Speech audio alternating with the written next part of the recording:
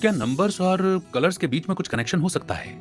क्या हम जो आपस में बातचीत करते हैं, जब मैं लेकिन, मगर और किंतु, परंतु जैसे शब्द इस्तेमाल करता हूं, ये कहां से सजेस्ट होते हैं? मेरे ब्रेन का कौन सा हिस्सा इसके लिए जिम्मेदार है? ऑटिज्म किस वजह से होता है? इंसानों ने भाषा और कल्चर को किस वजह से डेवलप किया? सेल्फ यानी कि खुद के अलग अलग पहलू क्या हैं?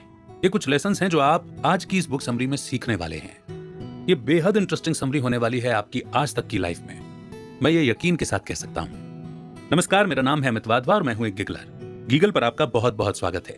यहाँ पर आप गीगल यानी कि ग्रेट आइडियाज ग्रेट लाइफ के द्वारा बनाई गई बुक समरीज को पढ़ते हैं, सुनते हैं और लर्निंग को अपनी लाइफ में इंप्लीमेंट करते हैं। तभी तो आप गिगलर कहलाते हैं, है ना? तो आज की बुक समरी है the tell tale brain, a neuroscientist's quest for what makes us human, जिसे लिखा है वी.एस. रामचंद्रन ने। Doctor VS. रामचंद्रन एक अवार्ड विनिंग न्यूरोसाइंटिस्ट, प्रोफेसर और एक रिसर्चर हैं। उन्होंने ह्यूमन विजन, फैंटम लिम्स और असामान्य न्यूरोलॉजी कंडीशन को स्टडी करने पर फोकस किया है। Doctor Ramachandran San Diego university California में जाने माने प्रोफेसर हैं। वे यूएसडीसी के centre for brain and cognition के डायरेक्टर भी हैं। उन्होंने अपनी पीएचडी कैम्ब्रिज यूनिवर्सिटी से पूरी की है। डॉक्टर वी रामचंद्रन के लिखी इस समरी में आप जानेंगे कि हमारे अंदर ऐसी कई खूबियां हैं जो बाकी प्राइमेट्स और जानवरों में नहीं हैं। आप हमारे ब्रेन के स्ट्रक्चर के बारे में जानेंगे जो हमें इंसान बनाता है। ये समरी वाकई में एक अद्भुत सफर है जो आपके बाहर और अंदर की दुनिया के बारे में आपकी नॉलेज और समझ को बढ़ाएगी। तो आइए इस इंटरेस्टिंग जर्नी की शुरुआत करते हैं। शुरू करते हैं आज की book summary the tell tale brain. अगर आपको डॉक्टर रामचंद्रन की book phantoms in the brain पसंद आई थी तो आपको यह समरी भी जरूर अच्छी लगेगी। इसमें आप न्यूरोलॉजी और साइकोलॉजी के कुछ इंटरेस्टिंग कॉन्सेप्ट्स के बारे में जानेंगे। हम सिनेस्थीसिया और कोटार्ड सिंड्रोम जैसी अजीब कंडीशंस के बारे में डिस्कस करेंगे। इसके साथ ही हम मिरर न्यूरॉन्स, कल्चरल इवोल्यूशन और भाषा के बारे में भी बात करेंगे। हम ऑटिज्म के सिस्टम और ब्रेन में उसके सोर्स को समझने की कोशिश करेंगे। यह समरी आपको सेल्फ यानी अपने बारे में और इंसान होना कितने कमाल की बात है इस बारे में सोचने पर मजबूर करेगी। तो आइए इस साइंटिफिक लर्निंग जर्नी की शुरुआत करते हैं। सिनेस्थीसिया किसी खास टेक्सचर को छूने से फ्रांचेस्का एक खास तरह का स्ट्रॉन्ग इमोशन महसूस करती है। जैसे डेनिम जिससे जीन्स बनती है, उसको छूने से उसे दुख होता है। सिल्क को छूने से शांति और आराम मिलता है। संतरे के छिलकों को छूने से वो शॉक्ड हो जाती है।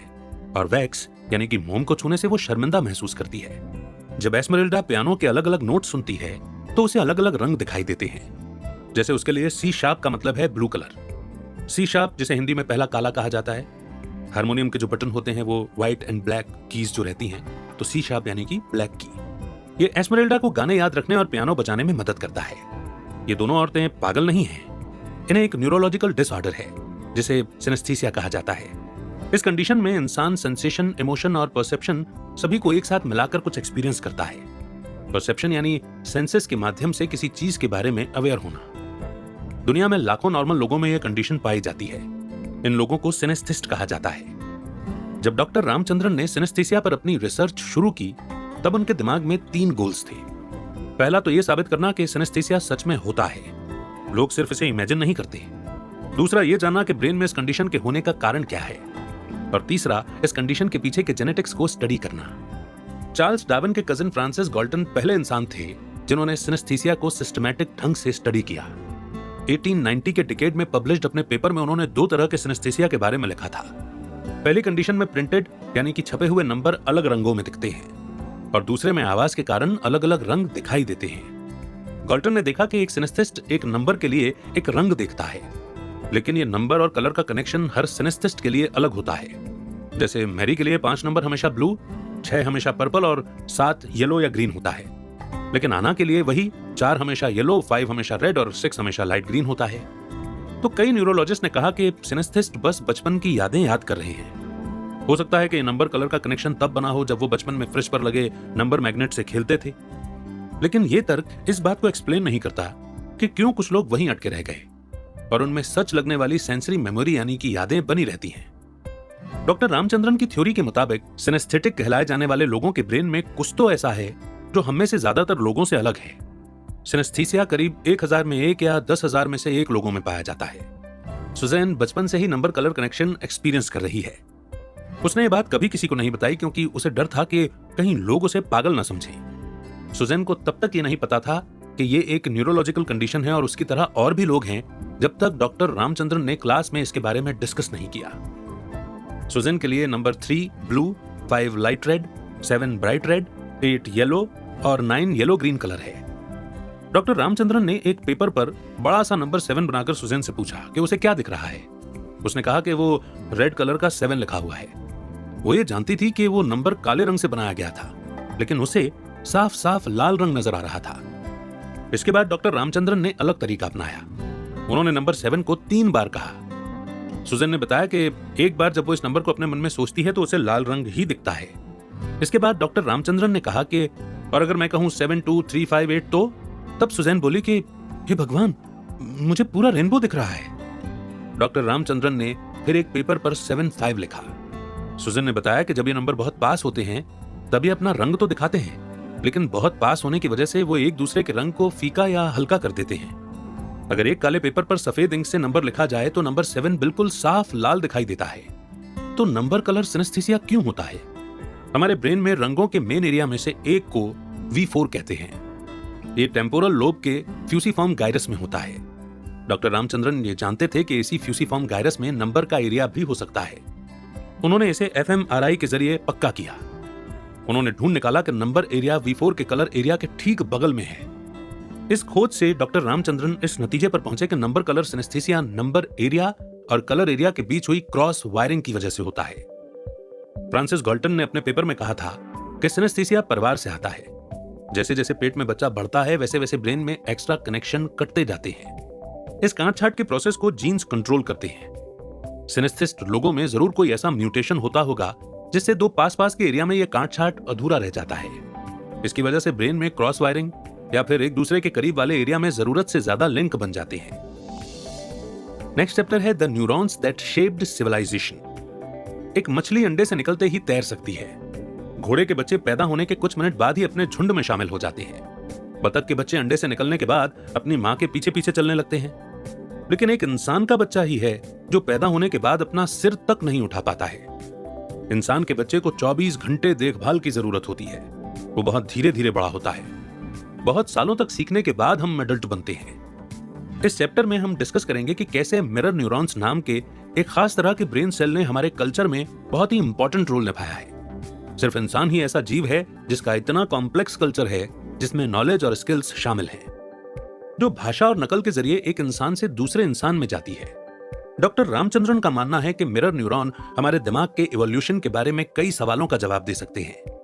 ये वो सवाल हैं जिनका जवाब साइंटिस्ट अभी भी ढूंढ रहे हैं।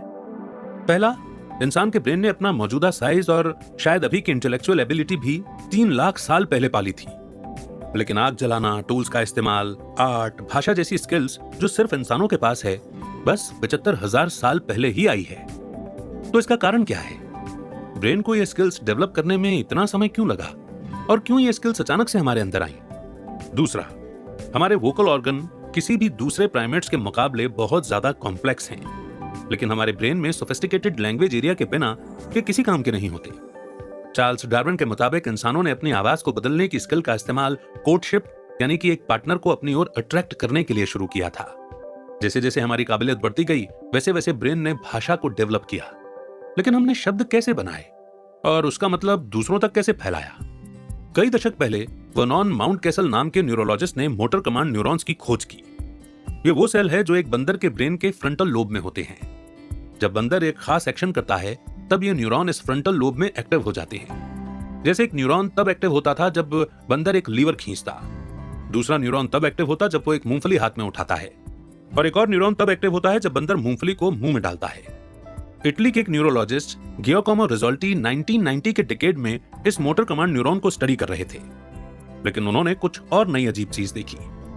उन्होंने देखा कि यह न्यूरॉन न सिर्फ तब एक्टिव होता है जब बंदर कोई एक्शन करता है, बल्कि तब भी एक्टिव हो जाता है जब वो किसी दूसरे बंदर को यही एक्शन करते हुए देखता है। जैसे अगर उस बंदर ने मूंगफली नहीं उठाई, लेकिन जब उसने दूसरे बंदर को मूंगफली उठाते हुए देखा तब भी उसका न्यूरॉन एक्टिव हो गया था। ऐसा लगता है कि वो बंदर ये जानने की कोशिश कर रहा था कि दूसरा बंदर क्या कर रहा है। ये गुण प्राइमेट्स जैसे सोशल जीव में कॉमन है। बंदरों में ये मिरर न्यूरॉन्स उन्हें दूसरे बंदरों के अगले एक्शन का अंदाजा लगाने में मदद करता है।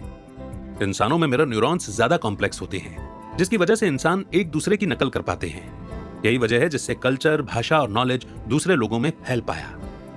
रिजोल्टी ने देखा कि इंसान दूसरे इंसानों के होठ और जीभ के मूवमेंट को कॉपी कर सकते हैं। इस बात करने या आवाज को कॉपी करने और दूसरे इंसान के इरादे को समझने की एबिलिटी ने भाषा के एवोल्यूशन को आकार दिया।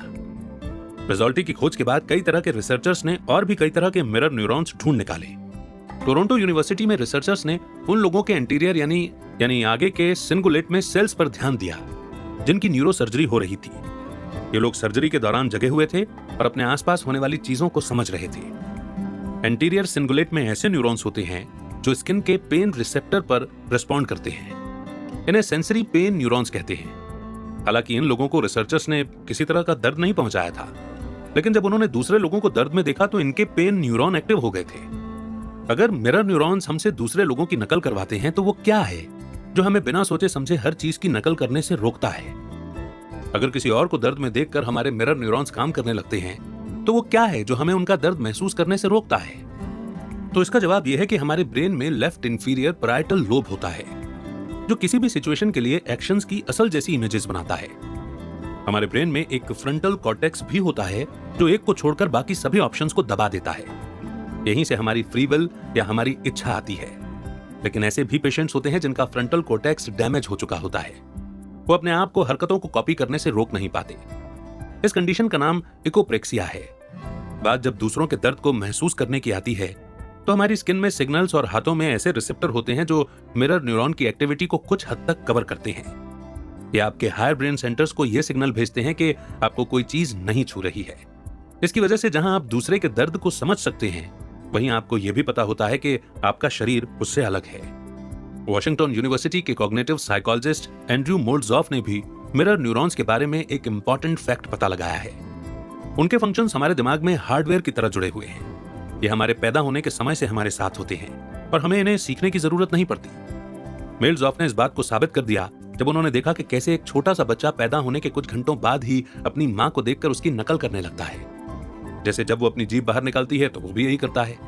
कुछ महीनों बाद वो अपनी मां की स्माइल की भी नकल करने लगता है। इसीलिए ये जन्म से मिलने वाला रिएक्शन है, क्योंकि बच्चा अभी अपना खुद का चेहरा देख नहीं सकता, इसलिए वो ऐसा करना नहीं सीख सकता है। सालों बाद भी ये बच्चा कॉम्प्लेक्स मोटर स्किल कॉपी करेगा, चाहे वो उसके पापा के बेसबॉल खेलने का तरीका हो या मम्मी का थम्स अप करने का स्टाइल। मिरर न्यूरॉन्स और नकल करने की स्किल की मदद से इंसान नेचुरल सिलेक्शन, जिसमें करोड़ों साल लग जाते हैं, उससे कल्चरल एवोल्यूशन की ओर बढ़ गया। ट्रायल एंड एरर मतलब गलती करने और उससे सीखने के बजाय स्किल को ट्राइब के सभी मेंबर के साथ शेयर करना ज्यादा फास्ट और आसान है। जैसे हो सकता है कि हमारे कोई पूर्वज रहे हों जिन्हें यह पता चला हो कि पेड़ लावा से जल सकते हैं, तो कोई भी ऐसी घटना से घायल नहीं होगा या नहीं मरेगा, क्योंकि ये सोच भाषा और नकल के जरिए सब जगह फैला दी गई थी। सर्वाइवल ऑफ द फिटेस्ट की जगह कल्चर ने ले ली थी। 10 लाख से 60,000 साल के बीच में आई लीप की वजह मिरर न्यूरॉन्स हो सकते हैं। हमारी नकल करने की एबिलिटी ने हमारी सभ्यता को बेहतर बनाया है। इसीलिए हमारे पूर्वज आग जलाने, आर्ट, कपड़े बनाने, घर बनाने, कॉम्प्लेक्स टूल्स और ज्यादा बेहतर भाषा का इस्तेमाल जैसी जरूरी चीजें सीख गए। 6 करोड़ सालों के इवोल्यूशन के बाद कल्चर ने अपनी जगह बनाई और सिविलाइजेशन का दौर शुरू हुआ। नेक्स्ट चैप्टर है the riddle of autism. Vienna के हेंस एस्पर्जर और बाल्टीमोर के लियो केनर वो 2 डॉक्टर थे जिन्होंने 1940 में अलग अलग जगहों में रहकर ऑटिज्म की खोज की। दोनों एक दूसरे को नहीं जानते थे और उन्हें इस बात की कोई खबर नहीं थी कि दूसरा क्या कर रहा है। फिर भी दोनों ने इस कंडीशन को एक ही नाम दिया, ऑटिज्म। यह शब्द ग्रीक भाषा के शब्द ऑटोस से आया है। इसका मतलब होता है सेल्फ, यानी कि खुद। ये इस कंडीशन के सबसे कॉमन फीचर को डिस्क्राइब करता है, जो है दूसरे लोगों और समाज से घुलने मिलने में पूरी तरह से नाकाबिल होना। स्टीवन 6 साल का बच्चा है जिसे ऑटिज्म है। वो टेबल पर बैठकर जानवरों की ड्राइंग बनाता है। वो अपने काम पर पूरी तरह फोकस करता है। उसकी ड्राइंग बहुत सुंदर है और बिल्कुल जीते जागते जानवरों जैसी लगती है। इसे देखकर आप भी स्टीवन की तारीफ करना चाहेंगे। जब तक आप उससे बात करना शुरू नहीं करेंगे, आपको बिल्कुल पता नहीं चलेगा कि उसे ऑटिज्म है। स्टीवन नॉर्मल बातचीत नहीं कर सकता है। आपकी उससे बात करने या आई कांटेक्ट करने की कोशिश से वो घबरा जाएगा। वो इधर उधर करने लगेगा और अपना शरीर हिलाने लगेगा। उससे बात करने की आपकी सारी कोशिश बेकार जाएंगी। ऑटिज्म के सिम्टम्स के 2 खास ग्रुप होते हैं। पहला है सोशल कॉग्निटिव, जिसमें दिमागी रूप से अकेले रहना, समाज से दूरी बनाए रखना और बातचीत न कर पाना आते हैं। वो बच्चे जिन्हें ऑटिज्म होता है दूसरों के इमोशंस को नहीं समझ पाते हैं। इसके साथ ही ये नॉर्मल बच्चों की तरह खेल नहीं पाते हैं। ऑटिस्टिक बच्चे दुनिया से दूर रहते हैं, लेकिन बेजान चीजों में बेहद इंटरेस्टेड होते हैं। इतना ज्यादा कि कई बार ये जुनून की हद तक पहुंच जाता है। फोन डायरेक्टरी में सभी नंबरों को याद रखने जैसी छोटी छोटी बातों में उनका अजीबोगरीब लगाव और आकर्षण होता है। दूसरी तरह के सिम्टम ग्रुप सेंसरी मोटर कहलाते हैं। ऐसे बच्चे किसी भी सेंसेशन की ओर बहुत सेंसिटिव होते हैं। कुछ खास आवाजें तो उन्हें इतना परेशान कर सकती हैं कि ये बहुत गुस्सा दिखा सकते हैं। इन्हें बदलाव से भी डर लगता है। ये रूटीन फॉलो करने और एक जैसी चीजें बार बार करने पर जोर देते हैं। शरीर को आगे पीछे हिलाते रहना, हाथों को झटकना और अपने आप को थप्पड़ मारना जैसी हरकतें भी सेंसरी मोटर सिम्टम में आती हैं। इसके साथ ही ऑटिस्टिक बच्चे दूसरों को कॉपी बड़ी मुश्किल से कर पाते हैं। ऑटिज्म होने का कारण क्या है? इस बारे में रिसर्चर्स और साइकोलॉजिस्ट ने कई थ्योरी बनाई है, लेकिन डॉक्टर रामचंद्रन के अनुसार ये थ्योरीज काफी नहीं है। उनका मानना है कि ब्रेन में कोई ऐसा स्ट्रक्चर जरूर होगा जो ऑटिज्म का कारण समझा सकता है। उन्होंने मिरर न्यूरॉन के बारे में सोचा। इन मिरर न्यूरॉन्स के कई काम जैसे नकल करना, दूसरों के इमोशंस को समझना या हमदर्दी, नाटक करना, दूसरों के इरादों को समझना, भाषा जैसी सभी चीजें ऑटिस्टिक बच्चों में नहीं होती। डॉक्टर रामचंद्रन का मानना है कि ऑटिज्म का सबसे बड़ा कारण मिरर न्यूरॉन्स का सही ढंग से काम न कर पाना है। उन्होंने कैलिफोर्निया यूनिवर्सिटी सैन डिएगो के अपने कलीग्स के साथ इस थ्योरी के बारे में सबूत ढूंढने के लिए रिसर्च किया। इसके लिए उन्होंने ईईजी यानी कि इलेक्ट्रोएन्सेफेलोग्राफी का इस्तेमाल किया। इस टेक्निक में किसी भी तरह के ऑपरेशन की जरूरत नहीं होती है। इसके लिए बच्चों के सर को खोलने और उसके अंदर इलेक्ट्रोड्स डालने की जरूरत नहीं थी। ईईजी में इलेक्ट्रोड्स लाइन से लगे होते हैं, जिसे ऑटिस्टिक बच्चों के सर के ऊपर रखा जाता है, जिससे ये ब्रेन वेव्स को पकड़ती हैं। जैसे जैसे एक इंसान सोने, जागने, ख्यालों में खोने, नींद में फोकस करने जैसी हरकतें करता है, वैसे वैसे उसका ब्रेन अलग अलग तरह की फ्रीक्वेंसी बनाता है। एक तरह की फ्रीक्वेंसी जिसे एमयू वेव कहते हैं, छोटी छोटी हरकतों जैसे हाथ खोलने या बंद करने पर दब जाती है। अगर कोई इंसान किसी दूसरे इंसान को अपना हाथ खोलते या बंद करते देखता है, तब भी यह फ्रीक्वेंसी दब जाती है। इसलिए एमयू वेव का दबना, जिसे सप्रेशन भी कहते हैं, मिरर न्यूरॉन्स को मॉनिटर करने के लिए एक अच्छा तरीका है, जिसे बिना कोई ऑपरेशन किए किया जा सकता है। डॉक्टर रामचंद्रन और उनके कलीग्स ने अपना एक्सपेरिमेंट जस्टिन नाम के एक ऑटिस्टिक बच्चे के साथ शुरू किया। जब वो सिर्फ बैठा हुआ था और कुछ नहीं कर रहा था, तब उसके ब्रेन में एमयू वेव्स एक्टिव थे, लेकिन जैसे ही उसे कुछ करने के लिए कहा गया, ये एमयू वेव्स दब गए। इंटरेस्टिंग बात यह थी कि जब जस्टिन ने वही चीज किसी और को करते हुए देखा, तब भी उसके ब्रेन में एमयू वेव एक्टिव बने रहे। नॉर्मल लोगों की तरह ये वेव दबी नहीं। जस्टिन का मोटर कमांड सिस्टम एकदम ठीक काम कर रहा है। वो पिक्चर ड्रॉ कर सकता है, दरवाजा खोल सकता है, सीढ़ी चढ़ सकता है और आलू के चिप्स भी खा सकता है। लेकिन डॉक्टर रामचंद्रन के अनुसार उसके मिरर न्यूरॉन सिस्टम में कमी है। अपने साथियों के साथ डॉक्टर रामचंद्रन ने 10 और ऑटिस्टिक बच्चों पर यही एक्सपेरिमेंट किया और हर बार उन्हें सेम रिजल्ट मिला। ऑटिज्म में होने वाले सोशल कॉग्निटिव सिम्टम को मिरर न्यूरॉन्स के जरिए अच्छी तरह से समझा जा सकता है। लेकिन सेंसरी मोटर का क्या? ऑटिस्टिक बच्चे हाइपर सेंसिटिव यानी हद से ज्यादा सेंसिटिव होते हैं। कुछ आवाजों से उन्हें नफरत होती है। वो अपने शरीर को आगे पीछे हिलाते हैं और आंख मिलाने से बचते हैं। कभी कभी वो खुद अपने हाथों से अपने आप को थप्पड़ भी मारते हैं। इस बात को डॉक्टर रामचंद्रन ने सेलियंस लैंडस्केप थ्योरी की मदद से समझाया। हमारे आसपास की दुनिया से बहुत ज्यादा इंफॉर्मेशन आती रहती है। इसकी वजह से हमें सेंसरी ओवरलोड या फिर बहुत सारे सेंसेशंस एक साथ फील हो सकते हैं। हमारा ब्रेन करता यह है कि इस इंफॉर्मेशन को अलग अलग कर देता है। हमारे विजुअल कॉर्टेक्स में एमिगडला ये पता लगाता है कि हमें जो दिख रहा है वो जरूरी है या नहीं। क्या उस चीज के लिए इमोशनल होने की जरूरत है या वो सिर्फ बेमतलब का शोरगुल है? अगर ये इमोशनल होने वाली चीज है तो एमिगडला हाइपोथैलेमस को ऑटोनॉमिक नर्वस सिस्टम को एक्टिवेट करने का सिग्नल भेजता है। ऑटिस्टिक बच्चों के सेलियंस लैंडस्केप में गड़बड़ी होती है। उनके एमिगडला और सेंसरी कॉर्टेक्स के बीच एबनॉर्मल कनेक्शन होते हैं। इसका नतीजा यह होता है कि छोटी सी घटना भी उनके नर्वस सिस्टम में कंट्रोल से बाहर वाले रिएक्शन पैदा करती है। इसी वजह से ऑटिस्टिक बच्चों को बदलाव अच्छा नहीं लगता। अगर इमोशनल अराउजल कम होता है तो बच्चा नंबर याद करने जैसी अजीब सी एक्टिविटी से अटैच हो जाता है। बहुत तेज हो रहे ऑटोनॉमिक अराउजल को कम करने के लिए ऑटिस्टिक बच्चे अपने शरीर को जोर जोर से हिलाते हैं और खुद को मारते हैं। ये उन्हें खुद को कंट्रोल में रखने और बदलती हुई दुनिया को अपनाने में मदद करता है। नेक्स्ट चैप्टर है the evolution of language. Doctor Hamdi California university San Diego के रिटायर्ड केमिस्ट्री प्रोफेसर हैं। डॉक्टर रामचंद्रन से मिलने से 6 महीने पहले उनका स्कीइंग करते वक्त एक्सीडेंट हुआ था, जिसमें उनका स्कल फ्रैक्चर हो गया था। इसके बाद स्ट्रोक या सेरेब्रल आर्टरी में खून जमने यानी कि क्लॉट की वजह से उनके ब्रेन के लेफ्ट हिस्से में खून बहना बंद हो गया था। हमारे ब्रेन का लेफ्ट हिस्सा शरीर के राइट हिस्से को कंट्रोल करता है। डॉक्टर हमदी के राइट पैर और हाथ को पैरालिसिस हो गया था। लेकिन इससे बड़ी बात यह थी कि अब वो ठीक से बोल भी नहीं सकते थे। बहुत आसान सी बातें जैसे मुझे पानी चाहिए भी बोलना उनके लिए मुश्किल हो गया था। उनके परिवार को बहुत ध्यान से सुनना पड़ता था कि वो क्या बोलना चाह रहे हैं। डॉक्टर रामचंद्रन ने डॉक्टर हमदी के रूटीन टेस्ट किए, जिसमें उन्होंने उनके मोटर फंक्शन, रिफ्लेक्स और सेंसरी फंक्शन चेक किए। इसके बाद उन्होंने उनकी मेमोरी, भाषा और इंटेलिजेंस को टेस्ट किया। इन टेस्ट से उन्हें पता चला कि डॉक्टर हमदी को ब्रोकास अफासिया नाम की कंडीशन हो गई थी। सन 1865 में पॉल ब्रोका नाम के एक फ्रेंच न्यूरोलॉजिस्ट ने इस सिंड्रोम की खोज की थी। यहीं से इस कंडीशन का नाम ब्रोकास अफासिया पड़ा।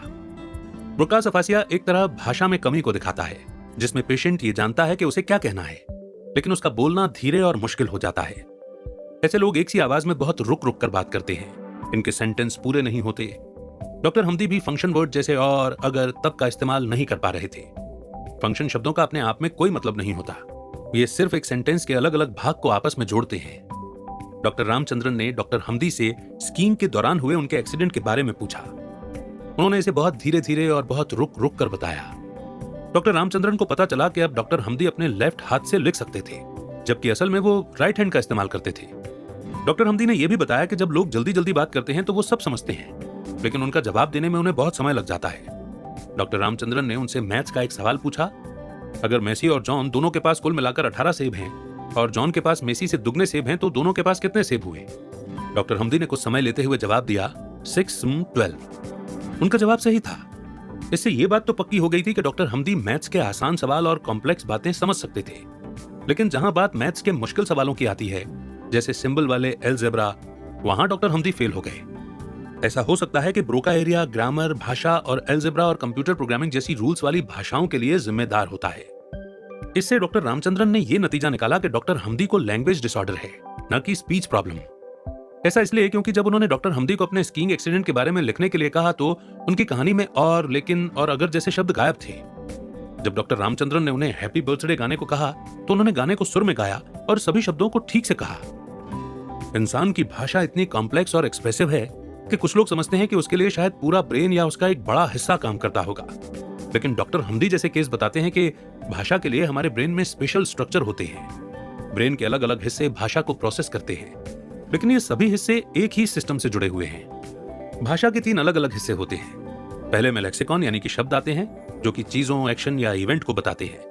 दूसरा सिमेंटिक्स होता है, यानी जो शब्द के पीछे का असली मतलब बताते हैं। तीसरा है ग्रामर या सिंटैक्स। ब्रोका एरिया जो फ्रंटल लोब में होता है, सिंटैक्स के लिए जिम्मेदार होता है। लेफ्ट टेम्पोरल लैब में वर्निक का एरिया सीमेंटिक यानी कि शब्दों के मतलब के लिए जिम्मेदार होता है। डॉक्टर हमदी के ब्रेन में वर्निक एरिया सही ढंग से काम कर रहा था, इसलिए जो उनसे कहा जा रहा था वो उसे पूरी तरह से समझ रहे थे और उनके मुश्किल से कहे गए शब्दों का भी कुछ मतलब था, यानी वो उल्टा पुल्टा जवाब नहीं दे रहे थे। चिंपैंजी की तरह वो लंबे और बारीकियों के साथ सेंटेंसेस नहीं बना पा रहे थे, लेकिन ठीक टार्जन की तरह वो शब्दों को जोड़कर अपनी सोच को शब्दों में समझा पा रहे थे। भाषा और कम्युनिकेशन में बहुत फर्क है। एग्जाम्पल के तौर पर वर्वेट बंदरों को लेते हैं। वर्वेट बंदर एक दूसरे को खतरे की जानकारी देने के लिए 3 अलग अलग तरह की आवाजें निकालते हैं। एक आवाज तेंदुए से बचाव करने के लिए है, जिसे सुनते ही बंदरों का झुंड आसपास के पेड़ों पर चढ़ जाता है। दूसरी तरह की आवाज सांपों के लिए है, जिसे सुनते ही ये बंदर 2 पैरों पर खड़े होकर नीचे घास पर देखने लगते हैं। तीसरी तरह की आवाज चील के लिए है, जिसे सुनते ही बंदर झाड़ियों में छुपकर आसमान की तरफ देखने लगते हैं। मगर इन आवाजों को शब्द नहीं कहा जा सकता। हो सकता है कि वर्वेट ये नहीं जानते हो कि आसपास तेंदुआ है, बल्कि इस आवाज या पुकार का मतलब हो कि पेड़ पर चढ़ो। इन बंदरों के पास इंसानों के जैसे तेंदुओं को समझने का कॉन्सेप्ट नहीं होता है। इनकी आवाज सिर्फ अलर्ट यानी कि सावधान करने के लिए होती है, जैसे फायर अलार्म के सायरन जो सिर्फ अलग अलग सिचुएशन के बारे में बताते हैं, लेकिन ये शब्द जैसे नहीं होते। इंसानों की भाषा 4 वजह से वर्वेट या डॉल्फिन जैसे जानवरों के कम्युनिकेशन से एकदम अलग और यूनिक होती है। पहला, हमारी वोकेबुलरी बहुत बड़ी है, यानी हमारे पास अनगिनत शब्द हैं। एक 8 साल का बच्चा लगभग 600 अलग अलग शब्द जानता है।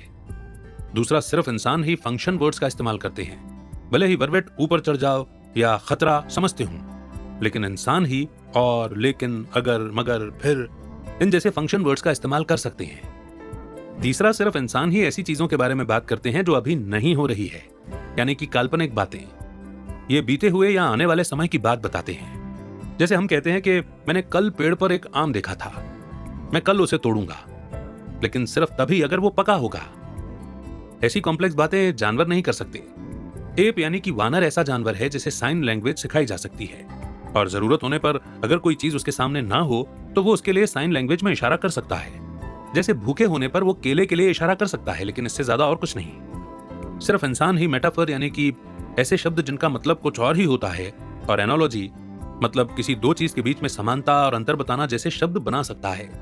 सिर्फ हम ही दोहरे मतलब वाले शब्द और पोएम बना सकते हैं। कोई जानवर ये नहीं समझ सकता कि ताजमहल समय के गाल पर एक आंसू की तरह क्यों है। नेक्स्ट चैप्टर है an ape with a soul. इस आखिरी चैप्टर के लिए आइए हम सेल्फ यानी कि खुद के अलग अलग पहलुओं को डिस्कस करते हैं। पहला है एकता या यूनिटी। हर पल हम अलग अलग सेंसेशंस महसूस करते हैं। हमारे पास बहुत सारी यादें, इमोशंस, बिलीफ्स, गोल्स और एक्शंस हैं, लेकिन तब भी हम एक इंसान यानी कि इंडिविजुअल की तरह ही महसूस करते हैं। ये सारी चीजें मिलकर एक इंसान को बनाती हैं। दूसरा है कंटिन्यूटी या लगातार होना। हमारी जिंदगी में हर दिन, सालों साल, दशकों चीजें होती रहती हैं, फिर भी हम पूरे समय उसी लगातार चलने वाली आइडेंटिटी यानी कि पहचान को महसूस करते हैं। हम अपने बचपन को याद करके और फ्यूचर को इमेजिन करके अपने मन में टाइम ट्रेवल कर सकते हैं। हम अपने मन में टाइम ट्रेवल को बिना किसी परेशानी के आगे बढ़ा सकते हैं या पीछे कर सकते हैं। सेल्फ का तीसरा पहलू है एम्बॉडीमेंट, यानी कि अपने शरीर में रहना। आपको लगता है कि आप अपने शरीर में बंधे हुए हैं। आपको हमेशा से पता होता है कि यह शरीर आपका है और इसी में आपको अपने घर जैसा महसूस होता है। दरवाजा खोलते हुए आपके मन में यह ख्याल नहीं आता कि जो हाथ आपने दरवाजा खोलने के लिए इस्तेमाल किया था वो हाथ आपका है या नहीं है। आपने कभी यह नहीं सोचा कि टैक्सी ड्राइवर या वेटर का हाथ आपका हाथ है। चौथा है प्राइवेसी। मिरर न्यूरॉन्स की वजह से आप दूसरे के दर्द को समझ तो सकते हैं, लेकिन उनका दर्द अपने शरीर में महसूस नहीं कर सकते। पांचवा है सोशल एम्बेडिंग। हमारे इमोशंस दूसरों के साथ हमारे रिश्ते के कारण ही मायने रखते हैं। हम प्यार, डर, जलन, गुस्सा, गर्व, बेइज्जती और दुख सब कुछ इसलिए महसूस करते हैं क्योंकि हम एक सोशल एनवायरनमेंट में रहते हैं। अगर हम ऐसी जगह रहते जहां हमारे आसपास कोई इंसान नहीं होता तो हम ये सब इमोशंस कभी महसूस नहीं करते। इन सब का कोई मतलब नहीं होता। छठा है फ्री विल। कुछ भी करने के लिए हम सोच समझकर बहुत ऑप्शंस में से एक को चुन सकते हैं। हम ये मौकों या हालातों के हिसाब से अनजाने में कुछ नहीं करते। हम कुछ करना चुनते हैं और उसे करते हुए ये जानते हैं कि हमारे पास चुनने के लिए और भी ऑप्शंस थे जिसे हम चुन सकते थे। सातवां और आखिरी एस्पेक्ट है सेल्फ अवेयरनेस। इसके बारे में हम आगे बात करेंगे। सेल्फ के ये 7 पहलू एक टेबल के पैरों की तरह है। एक साथ काम करके ये सेल्फ को संभालते रहते हैं, लेकिन इन सभी एस्पेक्ट्स में अक्सर डिसऑर्डर्स भी हो जाते हैं। ये टेबल एक पैर के बिना खड़ा तो रह सकता है, लेकिन अगर ज्यादा पैर निकल जाएं तो सेल्फ लड़खड़ाने लगता है। एक्सीडेंट, ट्यूमर या स्ट्रोक की वजह से हुए ब्रेन डैमेज की वजह से जो कंडीशंस पैदा होती हैं, डॉक्टर रामचंद्रन ने कई सालों तक उसकी स्टडी की है। इन सिंड्रोम्स ने उनकी सेल्फ और नॉर्मल ब्रेन में सेल्फ कैसे बनता है इसे समझने में मदद की। ये कुछ अजीब से डिसऑर्डर हैं जो डॉक्टर रामचंद्रन ने देखे हैं। एपोटेमोनोफिलिया एम्बॉडीमेंट से जुड़ा हुआ है। इस कंडीशन में मरीज को अपने शरीर का कोई हिस्सा काटने की बहुत इच्छा होती है। ये शब्द ग्रीक भाषा से आया है। ग्रीक में एपो का मतलब होता है से दूर, टेम्नेइन का मतलब होता है काटना और फिला का मतलब होता है इमोशनल अटैचमेंट यानी कि भावनात्मक लगाव। एग्नोसोगिनिया नाम की कंडीशन यूनिटी से जुड़ी है। इसका मतलब है पैरालिसिस को न मानना। जैसे नोरा एक पेशेंट है जिसके ब्रेन के राइट हिस्से में स्ट्रोक हुआ था। उसका उल्टा हाथ पैरालाइज हो गया था।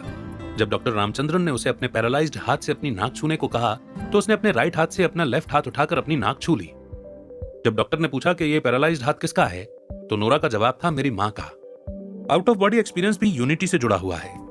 पैट्रिक नाम के एक सॉफ्टवेयर इंजीनियर के ब्रेन के एक राइट साइड में एक खतरनाक ट्यूमर हो गया था। उसे बताया गया कि अगर इस ट्यूमर को निकाल भी दिया जाए तब भी उसके पास जीने के लिए सिर्फ 2 साल ही है। लेकिन पैट्रिक को इससे भी बड़ा शॉक तब लगा जब उसने अपने लेफ्ट साइड में एक फैंटम ट्विन यानी कि अपने जैसा ही एक जुड़वा इंसान महसूस करना शुरू किया। ये ट्विन वो सब करता था जो पैट्रिक करता था। ये दोनों हमेशा साथ रहते थे। एंटेरोग्रेड एमनीसिया कंटिन्यूटी से जुड़ा हुआ है। इस कंडीशन में मरीज कोई भी नई इंफॉर्मेशन स्टोर नहीं कर पाता। जैसे अगर आप पेशेंट से बात करके कमरे से बाहर चले जाएं तो वापस आने पर वो आपको पहचानेगा नहीं, मानो जैसे आप दोनों पहले कभी मिले ही नहीं हो। लेकिन इस वजह से आप उनसे हर बार इंटरेस्टिंग बातचीत कर सकते हैं। कोटार्ड सिंड्रोम सेल्फ अवेयरनेस से जुड़ा हुआ है।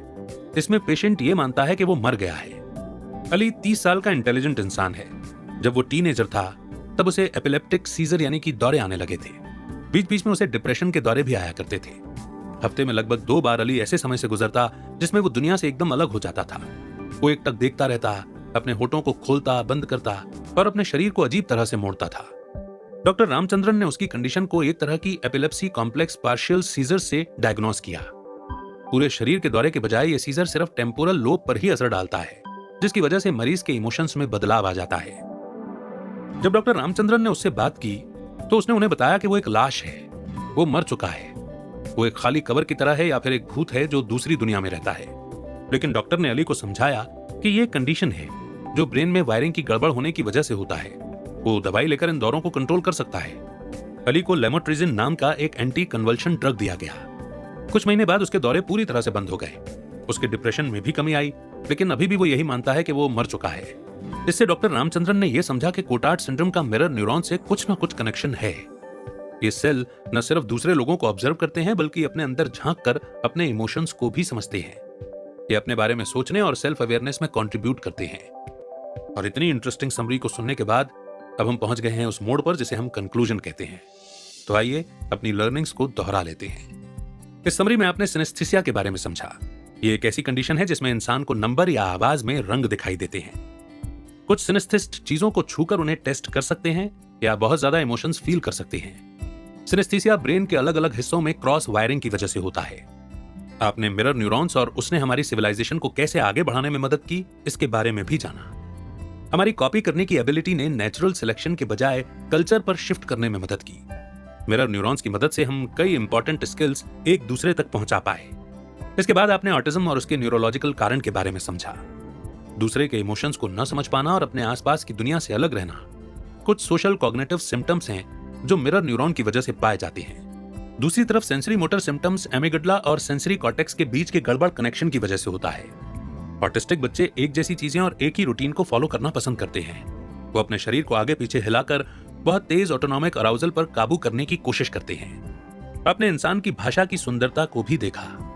जहां ब्रोकाज एरिया ग्रामर और सिंटैक्स के लिए जिम्मेदार है, वहीं वर्निक का एरिया सिमेटिक्स यानी कि मतलब के लिए जिम्मेदार है। जानवरों के पास कम्युनिकेट करने का तरीका है आवाज, लेकिन सिर्फ इंसानों के पास ही इतने सारे शब्द, उनके मतलब, किस्से और कहानियां हैं। आखिर में आपने सेल्फ के 7 पहलुओं को देखा। वो है unity, continuity, embodiment, privacy, social embedding, free will और सेल्फ अवेयरनेस। ब्रेन के किसी भी हिस्से में चोट लगने से अलग और अजीब डिसऑर्डर जन्म लेते हैं। अगर आप साइंटिस्ट्स की बात मानते हैं तो आप ये भी मानते होंगे कि हम एटम और स्टार डस्ट से बने हैं। मॉडर्न टेक्नोलॉजी की मदद से हम अपने ब्रेन के बारे में और भी जानेंगे। ये समय वाकई बहुत सी नई चीजें दिखलाएगा। अभी हम एटम को तोड़ सकते हैं, रॉकेट को स्पेस में भेज सकते हैं, जीन्स को डिवाइड कर सकते हैं और बिग बैंग पर नजर डाल सकते हैं। आगे और क्या क्या होगा ये तो सिर्फ वक्त ही बताएगा। लेकिन वक्त के इस मोड़ पर ये बहुत ही इंटरेस्टिंग समरी यहीं पर समाप्त होती है। बहुत कुछ सिखा करके जाती है, नहीं? न जाने कितने सारे थॉट्स मेरे मन में, मेरे माइंड में उमड़ घुमड़ रहे थे जब मैं इसे नरेट कर रहा था। और मैं बीच बीच में बड़ा ग्रेटफुल भी हो रहा था ऊपर वाले का कि उसने कितना सुंदर सिस्टम बनाया। इतना बारीक सिस्टम जो उसने अपनी सर्वश्रेष्ठ रचना यानी कि इंसान को दिया। और सोचिए, इंसान ही एक ऐसा प्राणी है जो इन सब पर रिसर्च भी कर पा रहा है साइंटिफिकली। तो हमें बड़ा ग्रेटफुल रहना चाहिए इन सटल चीजों के लिए भी, जिनके लिए हम बहुत ब्लेस्ड हैं। एनीवेज, कैसी लगी आपको ये समरी? आज ये प्रश्न पूछना बनता है। आपका एक्सपीरियंस कैसा रहा? आपको सुनते हुए कैसे इमोशंस आए? जो कुछ भी बात आप रखना चाहें, अपनी लर्निंग्स लिखना चाहें, कमेंट सेक्शन में जरूर लिखिए। आपके कमेंट्स का इंतजार रहेगा। आप थैंक यू लिखते हैं, वो बहुत अच्छा लगता है, इसमें कोई दो राय नहीं है। लेकिन आपके थैंक यू के साथ साथ अगर मुझे उन छोटे छोटे सवालों के जवाब मिल जाएं जो मैं आपसे पूछता हूं, तो मुझे भी एक सेटिस्फेक्शन रहेगा कि हाँ, मेरा कम्युनिकेशन आप तक पहुंचता है ना? तो आप रिस्पॉन्स देंगे, ऐसी मुझे उम्मीद है।